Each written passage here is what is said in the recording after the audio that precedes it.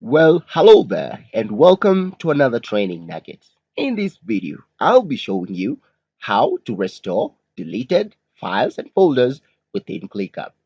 Let's get started. The very first thing you'll want to do is to log in into your Clickup using your provided username and password. In any common working environment, it is very possible to find yourself deleting tasks or folders that you didn't anticipate to. ClickUp has a very interesting integrated option that allows you to at least recover your files in case you delete them by mistake. Well, to see that in action, I'll navigate into my spaces, navigate into my project management space to see the different tasks that I already have. I will delete one of the tasks, which represents a folder item, feedback loop. I'll navigate into the feedback loop task, and on the toggle option, I'll click to launch the flyout menu. I'll select delete. Assuming I have deleted that by mistake, and I later realized that I needed that folder back. How do I get it back?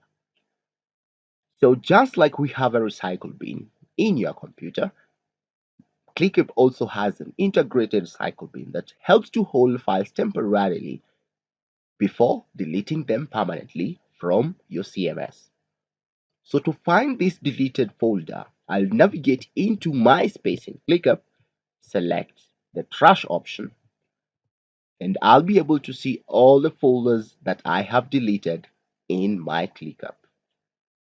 Well, if I want to empty this trash area, I can just select clear all trash, and now the folder will be deleted completely or permanently.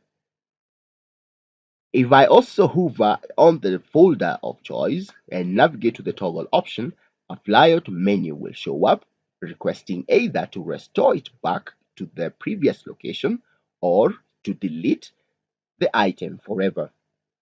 In this case, we would want to restore.